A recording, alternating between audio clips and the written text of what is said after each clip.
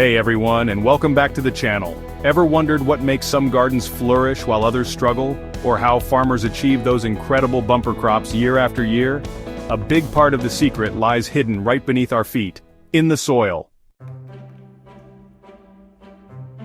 Today, we're digging deep into a topic that's absolutely fundamental for anyone who grows anything, whether you're a backyard gardener, a small-scale farmer, or just curious about the earth. We're talking about soil testing. Why is soil testing so important? Well, imagine trying to bake a cake without knowing your ingredients, or trying to build a house without a blueprint. Soil testing gives us that crucial blueprint for healthy plant growth. It helps us understand what our soil has, what it lacks, and how we can improve it. This means healthier plants, better yields, saving money on unnecessary fertilizers, and even protecting our environment.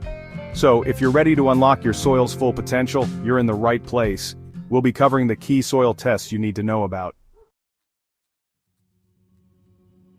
Alright, let's get our hands dirty, metaphorically speaking, and explore the most important soil tests. For each test, we'll look at what it measures, why it's critical for your plants, and how the results can guide you.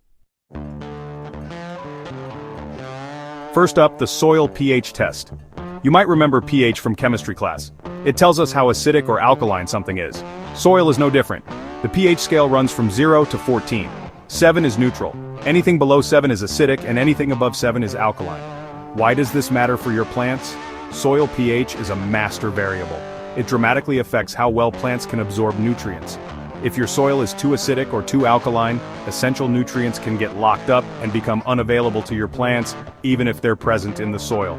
Most plants prefer a slightly acidic to neutral pH, typically between 6.0 and 7.0, but this can vary.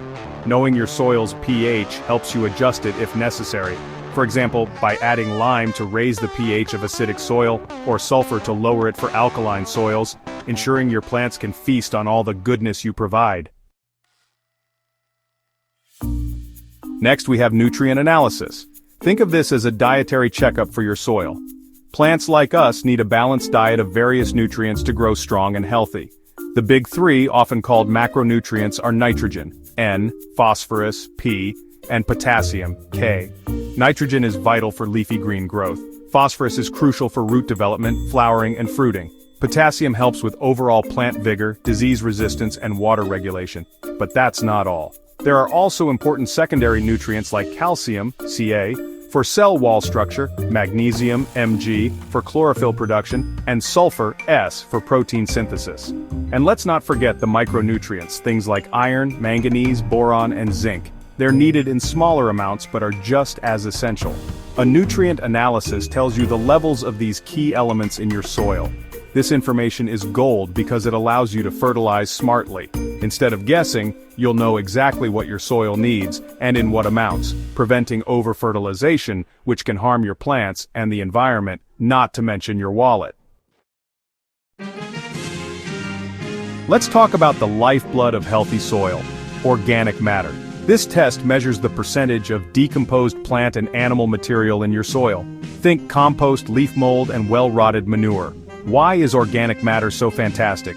It's a multitasking marvel. It improves soil structure, making clay soils looser, and sandy soils better at holding water. It acts like a sponge, increasing water retention. It's a slow-release source of nutrients, and it provides a home and food for beneficial soil microorganisms, which are essential for a healthy soil ecosystem.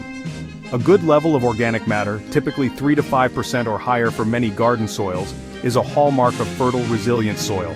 If your levels are low, the test will confirm it, and you can start incorporating more compost or other organic materials. Now for a test that's particularly important in arid or semi-arid regions, or areas where irrigation is common, the salinity test, often measured as electrical conductivity or EC. Salinity refers to the total amount of soluble salts in the soil. When salt levels get too high, plants struggle to absorb water, even if the soil is moist. This is called osmotic stress, and it can severely stunt growth or even kill plants. High salinity can be a natural issue, or it can build up from irrigation water or certain fertilizers. An EC test will tell you if you have a salinity problem. If you do, you might need to consider strategies like leaching the salts with fresh water, improving drainage, or choosing more salt-tolerant plant varieties. Finally, let's touch on soil texture and structure. While sometimes observed rather than lab-tested in basic kits, understanding these is key. Texture refers to the proportion of sand, silt, and clay particles in your soil. This determines if your soil is sandy, gritty and fast-draining, clayey, sticky, heavy, and slow-draining, or loamy, a balanced, ideal mix. Structure, on the other hand, is about how these particles are arranged into aggregates or clumps. Good structure means plenty of pore spaces for air and water movement and easy root penetration. Poor structure, like compacted soil, makes life tough for plant roots. Knowing your soil's texture and structure helps you manage it better. For example, sandy soils need more frequent watering and organic matter to hold moisture, while clay soils might need amendments to improve drainage and aeration. In some cases, especially if you're concerned about previous land use or are gardening in an urban area, you might also consider contaminant testing. This can check for things like heavy metals such as lead and arsenic or pesticide residues. This is more specialized but can be very important for ensuring the safety of your produce and the health of your soil. So, we've covered the what and why of these crucial soil tests. Now you're probably wondering, how do I actually get my soil tested? You've got a couple of main options. There are do-it-yourself kits available. These can give you a quick, general idea, especially for pH and sometimes nitrogen, phosphorus, and potassium. They're convenient but often less accurate and detailed than professional lab tests. For the most accurate and comprehensive results, sending samples to a professional soil testing laboratory is the way to go. Many universities or private labs offer this service, and a quick tip: proper sampling is key. You'll usually need to take several small samples from different spots in your garden or field and mix them together to create a representative composite sample. Follow the lab's instructions carefully on how to collect and send your samples. Once you get your report, it might look a bit technical. Don't hesitate to consult with agricultural advisors, your local extension office, or experienced gardeners to help you interpret the results and create a plan of action. So there you have it, a rundown of the most important soil tests that can transform your gardening or farming success. By understanding your soil's pH, nutrient levels, organic matter content, salinity, and texture, you're no longer guessing. You're making informed decisions that lead to healthier plants, bigger harvests, and a more sustainable approach to growing. Remember, healthy soil is the foundation of a healthy planet. So our call to action for you today is simple: don't guess, test. Unlock your soil's potential and watch your plants thrive. Visual text overlay: don't guess, test. If you want to learn more, check out your local agricultural extension office websites.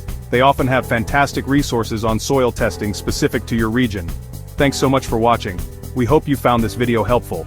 If you did, please give a thumbs up, subscribe for more content like this, and hit that notification bell so you don't miss our next video. And please, share your soil testing experiences or any questions you have in the comments below. We'd love to hear from you. Until next time, happy growing.